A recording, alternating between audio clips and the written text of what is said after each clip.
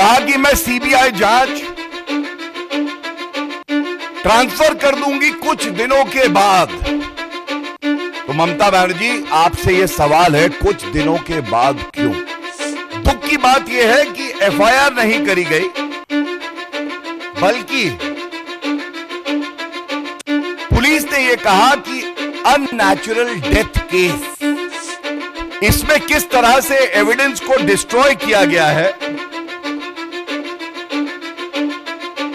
यह बड़ा चिंताजनक है ममता बनर्जी जी।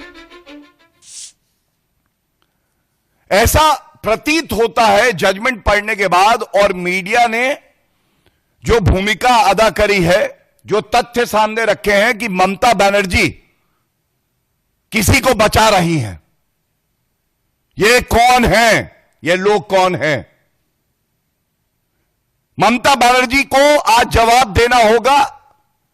क्राइम सीन, एक वरिष्ठ अधिवक्ता होने के नाते आपको बता दूं, जो पहले 48 घंटे होते हैं ये सबसे महत्वपूर्ण होते हैं एविडेंस कलेक्शन के लिए, फोरेंसिक जांच के लिए। और ममता बनर्जी ने एक बयान दिया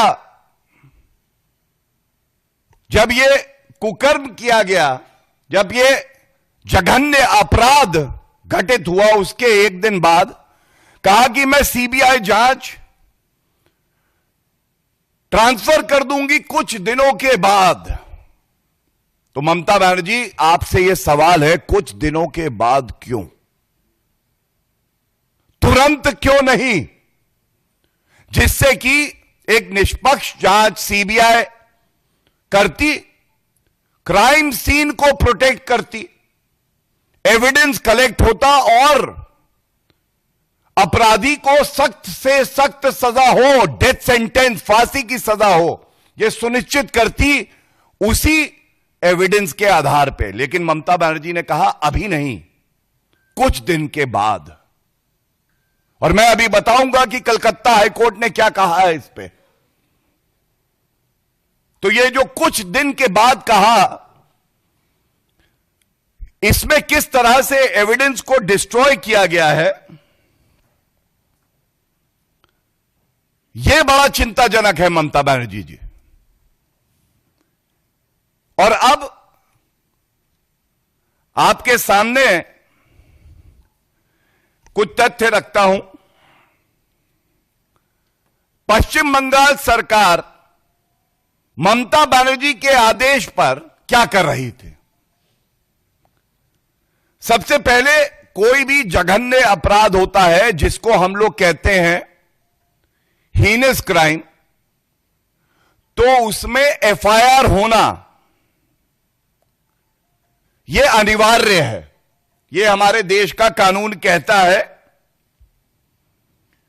और सबसे बड़ी बात यह है, सुप्रीम कोर्ट ने भी कहा है, ललिता कुमारी का केस है कि अगर इस तरह का जघन्य अपराध हो, a cognizable offence is committed, the state police is duty bound to register an FIR. पहला तथ्य, क्या ऐसा हुआ जब यह जघन्य अपराध किया गया तो दुख की बात यह है कि एफआईआर नहीं करी गई, बल्कि पुलिस ने यह कहा कि अननेचुरल डेथ केस। ऐसा क्यों?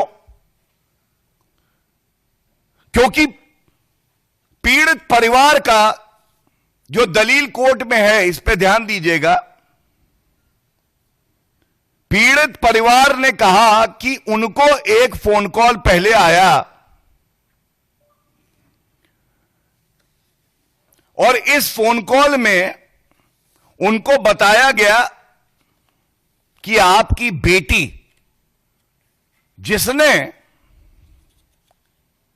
रात में ही अपने परिवार से, अपने पेरेंट्स से बात करी है, उसकी तबीयत खराब है।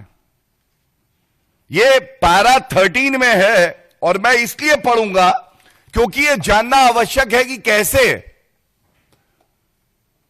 पूरे इस मामले को रफा दफा करने की साजिश ममता बनर्जी ने ही रची और जो अपराधी हैं उनको बचाने का कार्य कर रही थी।